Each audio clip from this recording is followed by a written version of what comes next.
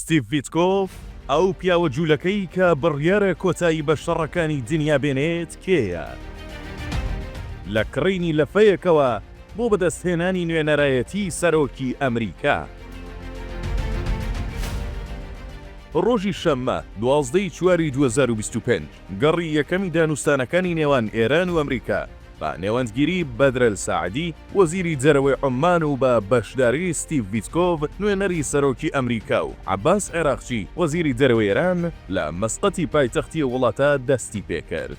جگە لە پرسی ململانێ و دوژمنایەتی 50 ساڵەی ئەمریکا و ئێران و قەیرانی ئەتۆمیە وڵاتە، بەشداری ستیڤ ڤیتکۆف وەک نوێنەری متمانە پێکراوی ترامپ خاڵێکی گرنگی دیکەی ئەم دانوستانە بوو. جگە لەم دانوستانە لە دانوستانی شەڕی غەزە و هەروەها شەڕی ئۆکرانیا و رووسیاش ستیڤ ڤیتکۆف هەر کەسی یەکەمی ئەمریکا و نوێنەری سەرەکی دۆناڵد ترامپ بوو. ئەوە لە کاتێکدایە بەشداری لە دانوستانەکاندا وەک نوێنەری ئەمریکا ئەرکی وەزارەتی دەرەوەیە و گرنگتر لەوەش لە دەستگای دیپلۆماسی ئەمریکا و وەزارەتی دەرەوەی ئەمریکا کەسایەتیەکی سیاسی بەهێز و خاوەن ئەزموونی وەک مارکۆ ڕۆبیۆ هەیە. لێرەوە پرسیارەوەیە بەڕاستیم پیاوە کێیە کە ترامپ ئەوەندە متمانەی پێیەتی و بە تەواوەتی وەزارەتی دەرەوەی وڵاتەکەی خستۆتە پەراوێزەوە و دەیەوێت بە تاقی تەنیا کۆتایی بەم شەڕ و قەیرانە ئاڵۆزانەی دنیا بێنێت. ستیڤ ڤیتکۆف لە ساڵی 1950 لە خێزانێکی جوولەکەی شاری برۆکلینی سەر بە ویلایەتی نیویۆرک لەدایک بووە. لە هەمان شاردا خوێندنی دەست پێکرد و پاش کۆتایی هێنان بە خوێندنی سەرەتایی و ناوەندی و دوواناوەندی لەو شارە لە کۆلێژی یاسای نیویۆرک وەرگیرە.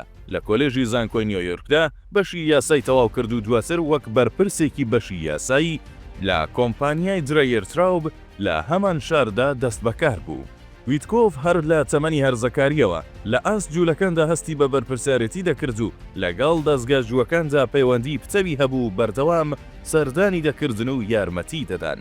ساڵانی هەشتاکان سەرەتای درەوشانەوەی بەختی ڤیتکۆف بوو. لەم ساڵانەدا ترامپ هەرایەکی گەورەی لە مەنهەتەن نابۆوە.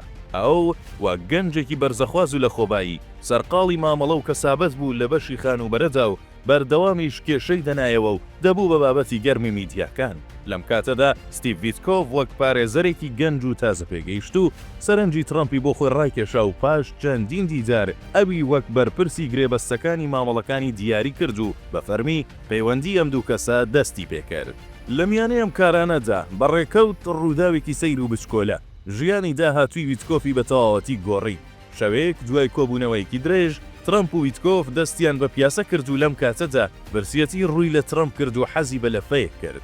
بەڵام پارەی نەقدی پێ نەبوو. داوای لە پارێزەرە گەنجەکە واتە ڤیتکۆف کرد پارەی لەفەکەی بۆ بدات. ئەویش پارەکەی ڕادەست کرد و ئیتر ترامپ هەرگیز ئەمەی لەبیر نەکرد و بەردەوامی یادی ئەو کاتەی دەکردەوە.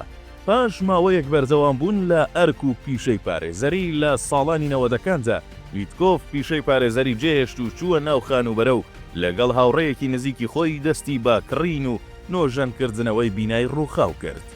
بەڵام کارەکە قورس بوو. دوای 8 ساڵ شەراکەت شەریکەکەی وازی لێهێنا و هەر لەم ماوەیەدا چەند جارێک هەوڵیدا بەڵام هەر شکستی دەهێنا.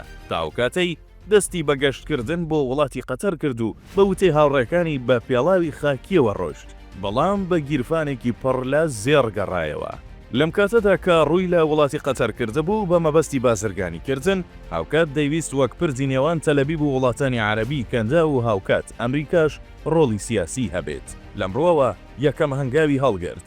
ئەگەرچی لە بەشی بازرگانیدا بەردەوام تووشی شکستە بوو. هەر لە ماڕاستەیەدا لە کۆتایی ساڵی 2019دا پرۆژەی نیوە تەواوکراوی فۆنتینیلۆی لە لاس ڤێگاس کڕی. بەڵام جارێکی تر تووشی کێشە بوو و نزیک بوو لە مایە پوچ بوون. بەڵام ئەم جارە ترامپ بە پەلە فریای کەوت و لە ڕێگەی قەتەریەکانەوە یارمەتی بۆ وەرگرت و لە شکست ڕزگاری کرد. وا دیار بوو ڤیتکۆف ئیتر لە شکست ڕزگاری بووە.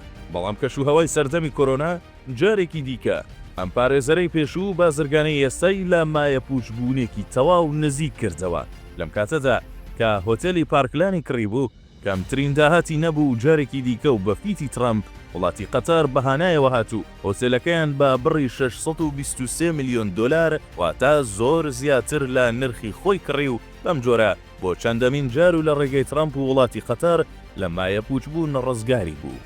ئیتر هەر لەم ڕووەوە درێژەی بە وەبەرهێنان لە بەشی خانوبەرەدادا و لە ئێستادا وەک سەرمایەدارێکی ناوداری ئەمریکا دەناسرێت. هەر ئەم جەنگۆیە و پارەی ئەو لەفەیە وای کرد کە ترامپ متمانەی زیاتری پێ بکات و بە سەرکەوتنی ترامپ لە سەرۆکایەتی ئەمریکادا لە یەکەم هەنگاودا ویتکۆفی وەک نوێنەری سەرەکی خۆی لە ڕۆژهەڵاتی ناوەڕاستدا دەستنیشان کرد. لە یەکەم هەڵمەتی کاری سیاسی خۆشیدا ویتکۆف توانی ئاگربەست لە شەڕی غەزەدا بۆ ماوەیەکی کاتی دابین بکات. دواتریش لەگەڕ یەکەم دانوستانی ئەمریکا و رووسیا لە وڵاتی سعودیا لە پاڵ وەزیری دەرەوەی ئەمریکا وەک کەسی یەکەمی شاندی ئەمریکا دەرکەوت و دواتریش وەک سەرۆکی شاندی ئەمریکا لە دانوستانی نێوان ئەمریکا و ئێران لە وڵاتی عومان بەشداری کرد. وەک دیارە ترامپ متمانەی تەواوی بەم پیاوە جوولەکە هەیە و ئەم پیاوەش بەپێی بەڵگەکان لە ئاسترامپدا ئەو پەڕی بەرپرسارەتی دەنوێنێت.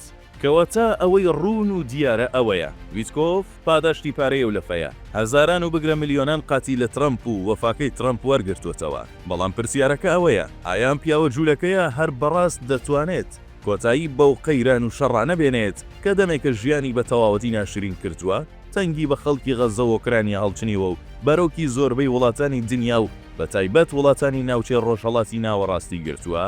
پێدەچێت هەر چۆنێکە لە بەشی خانوبەرە بە تەنیایی هیچی پێ نەکرا و هەردەم لە شکست و مایە پوچبوون نزیک دەبووەوە و تەنیا کاتێک سەرکەوت کە قەتەر و ترامپ بەهانایەوە هاتن لە سیاسەتیشدا بە تەنیایی هیچی پێ نەکرێت.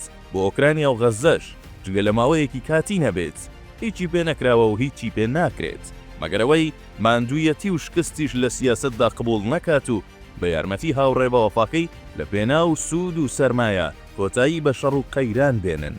ئەوەش لەبیر نەکرێت ستیڤ ویتکۆف هیچ کات ئامادە نییە نیشانەی جوولەکە بوون لە خۆی دوور بخاتەوە، تەنانەت لە دانوستانەکانیشیدا ئەوەی بە تەواوەتی پێوە دیارە.